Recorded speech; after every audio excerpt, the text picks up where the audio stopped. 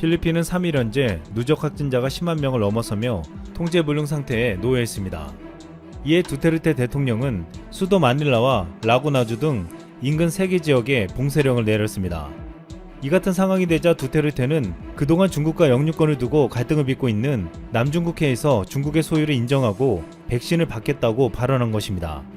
두테르테는 또한 중국이 서필리핀의 영유권을 주장하고 우리도 주장하고 있지만 중국은 무기를 가졌고 우리는 없다며 중국과의 싸움에서 이길 수 없다고 토로했습니다. 이미 필리핀은 2016년 국제상설중재재판소에서 중국의 영유권 주장은 근거가 없다는 판결을 받은 상황이지만 두테르테는 결국 바이러스 사태와 중국의 힘에 밀려 자국의 영유권을 포기하려고 하고 있는 것입니다. 이 같은 발언에 중국의 외교부는 당연히 환영하면서 필리핀의 백신 공급 요청을 우선적으로 고려하겠다고 밝혔습니다. 이와 반대로 중국의 남중국해 점유를 불법으로 규정하고 군사적으로 압박해온 미국은 난감한 상황을 맞게 됐습니다. 그런데 이 상황 속에서 우리도 앞으로 난감한 상황에 놓이게 될 수도 있다고 보고 있습니다.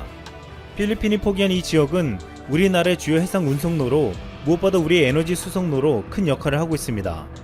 최근 미국과 중국이 대결을 펼치고 있는 상황에서 중국이 만약 이 지역을 봉쇄한다면 우리도 피해를 볼 수밖에 없다는 것입니다. 또한 이 지역이 중국의 영향력 안에 들어가면 미국의 태평양 방어선이 무너지고 앞으로 한국과 일본, 호주, 대만 모두가 중국의 군사적 영향권 안에 들어가게 됩니다. 결국 필리핀의 영유권 포기가 엄청난 파장을 불러올 수 있을 것으로 우려하고 있습니다.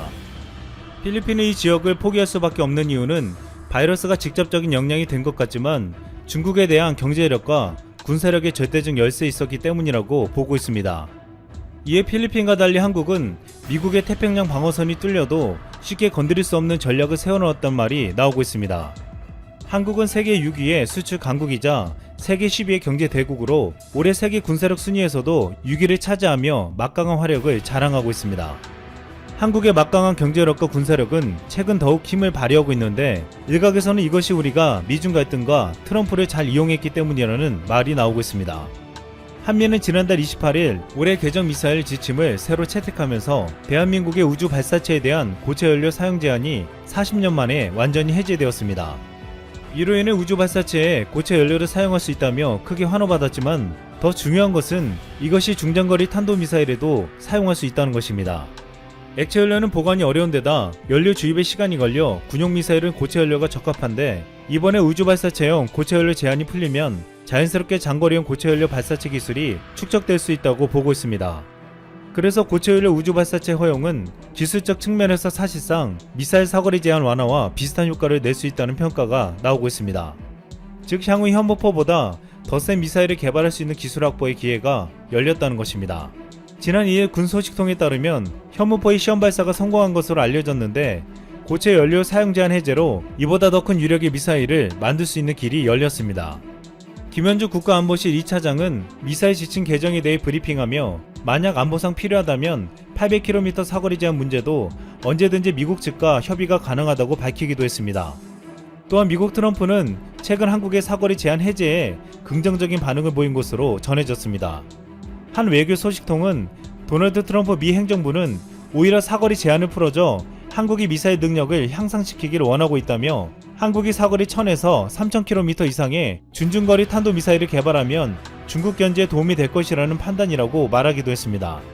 최근 필리핀이 남중국해를 중국에 넘겨줄 것으로 보이면서 이곳에서 항행의 자유작전을 펼치는 미항모 타격단과 전략폭격기 발진기지인 괌을 사정권에 둔 중국의 미사일 전력은 미국이 가장 우려하는 위협 중 하나입니다. 이 때문에 미국에서는 중국을 견제할 중거리 탄도미사일을 동북아시아에 배치하려 하지만 많은 국가들이 거부 의사를 보이고 있습니다. 또한 한국도 이를 반대하고 있기에 한국의 자체 미사일 개발의 길을 터주는 게 잠재적으로 중국을 견제하는 효과가 있다고 미국이 판단하고 있다는 분석도 나오고 있습니다. 미국 트럼프는 3일 한미 방위비 협상 미국 대표를 일본통 도나 웨이턴을 선임하며 한국을 압박하려 하고 있습니다. 트럼프는 과거 대선 시절부터 한국에 많은 돈을 미국이 지불하며 안보를 지켜주고 있다고 불만을 토로해왔습니다. 이 때문에 트럼프가 한국의 미사일 사거리 제한을 풀어주는 것은 중국을 견제하기 위한 것도 있지만 오로지 경제적인 계산으로 한국에서 주한미군을 감축하거나 철수시키기 위해서란 분석도 제기되었습니다. 만약 트럼프가 아니었다면 우리나라는 북한과 중국의 위협에 아직도 미군의 무기에 의지해야 할 수도 있었지만 이제 우리 스스로 국방을 지킬 수 있는 기회가 열렸다고 보고 있습니다.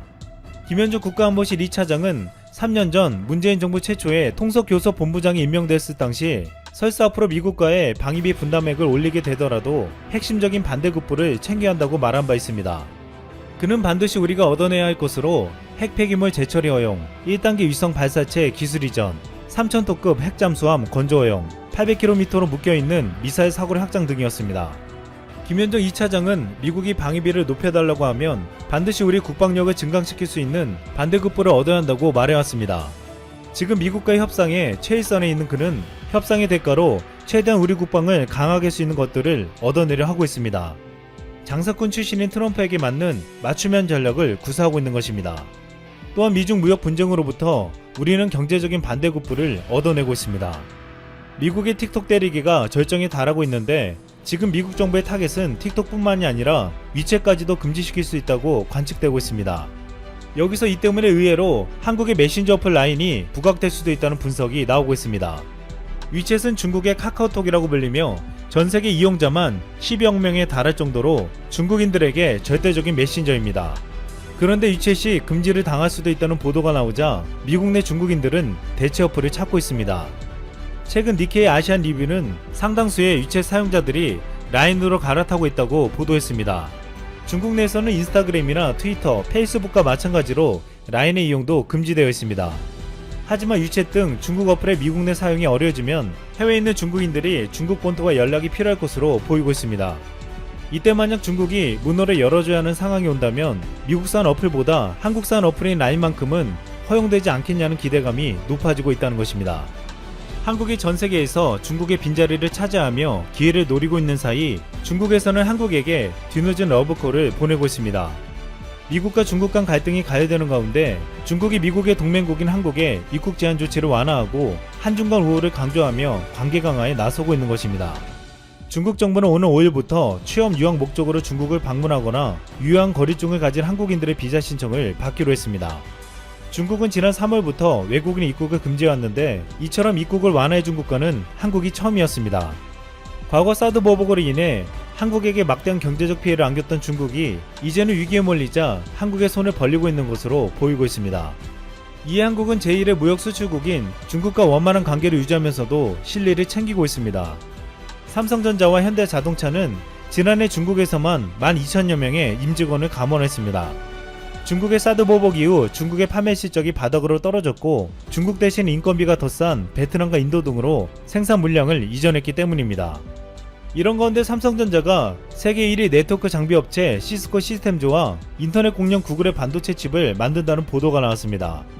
설계부터 생산까지 반도체 제조 전 과정을 삼성전자가 만든다는 것입니다. 2030년 시스템 반도체 시장 1위를 목표로 내걸고 있는 삼성전자의 파운드리 사업에 탄력이 붙고 있는 것으로 세계 파운드리 시장에서 삼성의 위상이 높아질 것으로 주목되고 있습니다. 미국과 중국이 강하게 충돌하고 있고 트럼프는 자국의 이익만을 우선시하는 상황에서 한국은 어디에도 휩쓸리지 않고 기회를 엿보고 있습니다. 현재 전 세계 국가들이 다양한 상황을 맞은 가운데 한국의 몸값이 급상승하고 있다고 전해집니다. 일각에서는 한국의 이름이 이렇게 전 세계적으로 절실하게 반복되는 적이 없다고 전하고 있습니다. 세계 각국 언론에 온 오프라인 가릴 것 없이 신문 1면에 계속해서 사우스코리아가 등장합니다. 영국의 BBC는 결국 한국의 빠른 스피드가 열쇠를 쥐고 있었다며 신문 1면을 한국 기사로 채웠습니다. 일각에서는 고생해서 올림픽을 한번 치르는 것보다 훨씬 더 국가의 홍보가 되고 있다고도 전합니다. 게다가 올림픽은 천문학적 비용이 들어가는 반면 한국은 그저 일만 잘하고 있는데 외국에서 몰려들고 있습니다. 특히 한국 내에 거주하는 국가별 관계자들은 일명 노하우 배우기를 위해 관계 당국을 찾고 있습니다. 현재 인천공항에는 각국의 한국에 머물고 있는 대사관 직원들이 줄줄이 방문하고 있습니다. 지난 11일에는 미국의 해리 해리스 대사가 방문해 한국의 상황 처리 대응 능력에 관한 노하우를 배웠습니다. 해리스 대사는 과연 전세계적 모범이 될 만하다며 극찬을 했던 것으로 전해지고 있습니다. 해리스 대사뿐만 아니라 미국에서는 한국 신드롬이 일어 미국 의원들이 한국을 찾아가라고 아우성이기도 하죠. 13일 오전에는 아예 외교단 40여 명이 몰려와서 인천공항은 상황을 어떻게 통제하는지 배우러 왔습니다. 즉 한국을 전형적인 모범 사례로 평가하면서 전 세계에서 가장 잘 되어 있는 시스템이라고 본 것입니다. 로이터의 경우에는 이탈리아와 한국을 비교하며 한국은 이탈리아와는 달랐다며 양국이 처음에는 비슷한 조건이었지만 모든 정보를 오픈하고 투명하게 대응한 한국의 승리로 기울었다는 취지의 보도를 했습니다. 한편 일본에서는 겉으로는 한국처럼 일을 하면 오히려 시스템이 붕괴한다며 일본은 반대로 하고 있다고 전합니다. 일본의 한 매체는 한국과 이탈리아 등은 시스템이 망가져 일본처럼 유지했다는 것이 옳았다는 취지의 보도를 합니다. 그런데 알고 보니 총리 관저에서는 한국의 뒤로는 도움을 청하고 있었던 것으로 밝혀져 또 한 번 논란이 됩니다. 예를 들어 한국의 드라이브 시스템은 한국의 것을 비효율적이라고 각종 일본 매체에서 비판을 했습니다만 결국 한국 시스템 및 각종 상황 대처 능력에 대해서 인정했다는 것이고 일본도 상황이 다급하다는 것입니다. 갑자기 일본이 한국을 찾으면서 긴급하게 한국 당국에 도움을 요청했다는 배경이 있습니다. 우선 IOC는 긴급하게 회의를 갖고 도쿄올림픽을 일본의 의사와 상관없이 상황을 지켜보다가 WHO 등과 논의를 거친 다음 올림픽을 중단하는 방안도 검토한다며 IOC 바흐 위원장이 13일 오전에 밝힌 바 있습니다. 트럼프 대통령은 올림픽을 1년 연장하는 방안이 어떻겠냐고 제안을 했습니다만 바흐 위원장은 취소를 해야 한다는 것이죠. 일본 매체는 올림픽 계약서에 보면 2020년 내에 무조건 올림픽을 해야 하는 것으로 나왔다며 연장은 없다고도 전합니다. 결국 취소나 연기 어떻게 되었든 간에 일본 내부에서는 이제 한국의 도움을 통해서라도 상황 타개에 나선 것입니다. 물론 이러한 것은 전혀 언론이나 공식적으로 밝힌 것은 아니며 한국 당국의 뒷라인을 통해 연락해 온 것입니다. 올림픽을 통해 일본 국가 브랜드를 알리고 수백조 원의 경제적 부흥 효과를 가져오려 했으나 개막도 쉽지 않게 된 것이죠. 반면 한국은 국가 브랜드라는 측면의 마케팅은 상상도 하지 않았는데 저절로 위상이 치솟아 버린 것입니다. 전 세계 언론들은 한국의 저력이 드러났다면서 앞으로도 한국을 정직하고 긍정적이며 투명한 나라로 기억하는 케이스가 많을 것이고 이것은 곧 국가 경제 및 전반적인 선순환을 가져올 것으로 관측하고 있습니다. 과거의 어려운 경험으로 준비가 잘 된 한국이 뜻밖의 상종가를 치면서 몸값이 치솟고 있다는 소식입니다. 한국에서 세계적인 악재에 대처하는 상황에 대해 인정을 하지 않던 미국과 일본이 이제 발등에 불이 떨어졌습니다. 한국이 신속하게 통제하고 자가 격리 조치를 취하고 드라이브 스루 등의 시스템을 도입하는 것에 대해 과잉 조치라고 비웃던 미국까지 이제는 도움을 요청할 정도입니다. 일본도 지금 상황이 심각하기 때문에 이미 한국에게 도움을 요청했고 어제 한중일 3개국 외무성 국장 전화회담이 있었습니다. 계속 도움과 협력을 요청하면서 외무장관급의 협의도 조율하고 있다고 합니다. 맘 같아서는 일본 전화는 받지도 말라고 하고 싶네요.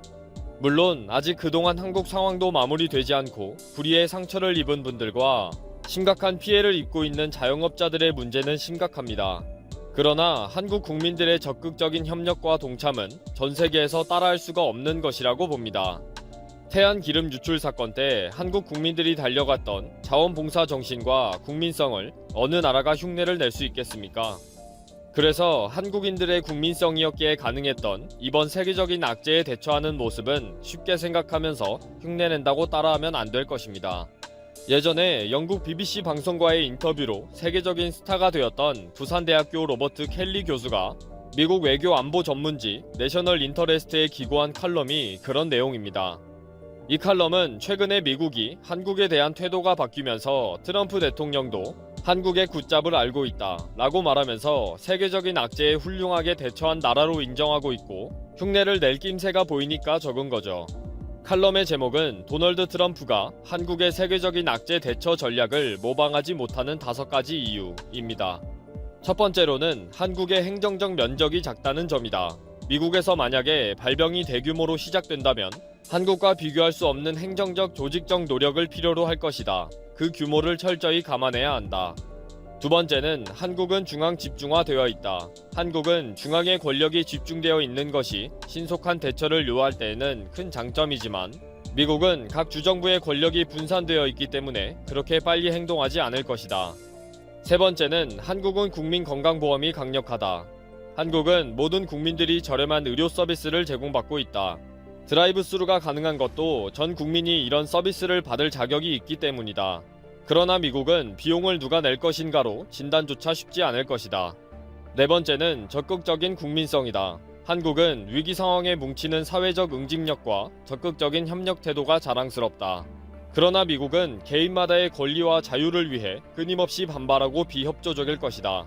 다섯 번째는 한 방향으로 모으는 리더십이다. 한국은 위기 상황 때 중앙정부의 적극적인 리더십을 발휘한다.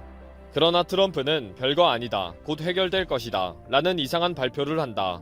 결국 트럼프의 어정쩡한 리더십은 상황을 악화시킬 수 있다. 로버트 켈리 교수는 이러한 5가지의 이유를 대면서 자신의 고향 미국의 상황에 대해 상당히 걱정이 된다고 글을 맺었습니다. 한국 국민들의 국민성은 위기 상황에 더 뭉치고 자원하는 희생 정신이 있습니다. 그러한 국민성이 없는 나라라면 이 위기를 정부의 명령만으로 이겨나가기 쉽지 않을 것입니다. 최근에 국내 스포츠의 외국인 선수들이 한국이 무섭다고 자기 나라로 도피했다가 후회를 하고 있다는 소식이 있었습니다. 특히 스페인과 이탈리아로 도피한 바이런 멀린스와 안드레스 산탄젤로 등은 도리어 악몽의 시간을 보내고 있다고 합니다. 로버트 켈리 교수의 칼럼은 전 세계에서 한국을 따라하겠다고 관심을 가지고 있다는 소식이 들리는 요즘에 한국 국민들의 국민성을 먼저 생각하지 않으면 흉내조차 내지 말라고 하네요. 미국이나 일본도 이번 사태 해결을 위해 한국의 좋은 점을 인정하고 본받고 감사할 줄 알았으면 합니다.